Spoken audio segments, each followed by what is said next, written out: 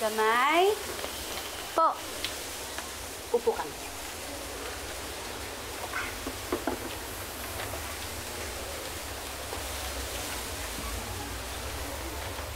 Pwede magtanong?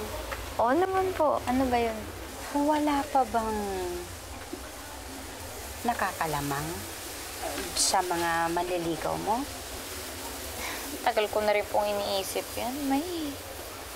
Pero, sa ngayon, ang logical at reasonable kong pipiliin ay si Andoy. Talaga? Teka lang po. Bakit? Eh, kasi nga, parang sa kanilang lahat, siya yung walang issue. Po ba? Tignan nyo si Yuan. Anytime, pwede siyang balikan ni Nikki. Nikki? Hi, I'm Nikki. Ay, Nikki. Si Ethan, Tita Nina. Si Tita Beatrice. Mom ni Toti. kahit naman sinabi na sa akin ni Tita Beatrice na okay lang kung sakaling siya, magkakaroon tayo ng connection kay Tita Beatrice, di po ba? Eh, si Jai naman halatang ayaw sa akin ng mga magulang niya. Did you finish college? Yes, ma'am. I'm a nursing graduate, right? But as of now, I'm working as a call center agent while I wait for the results of the nursing board. What is your plan after that?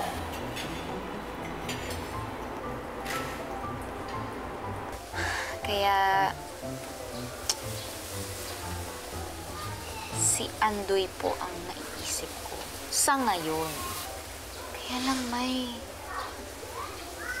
Kaya lang parang may kulang po eh. Hindi ko alam kung ano, kung bakit. Pero hindi kasi enough na walang complication. Siya ang pipili. Naiintindihan kita, Gamay.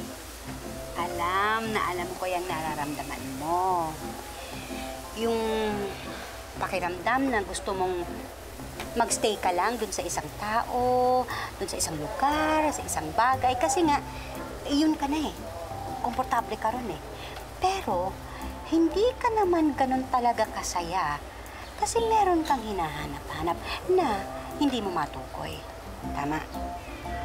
Parang gano'n na nga po. Kahit ako, alam mo naman na Team Andoy ako. Pero ayokong pipiliin mo siya kasi komportable ka. Gusto ko na pipiliin mo ang isang tao kasi mahal mo.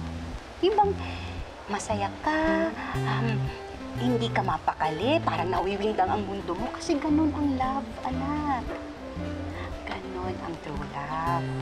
Kasama doon, saya, pagkalito, pagkawindang, sakit, luha, all in one. Kaya, huwag ka dun sa dahil lang madali, huwag dun sa dahil lang walang komplikasyon. Dapat iisa lang ang dahilan kung bakit mo pipiliin.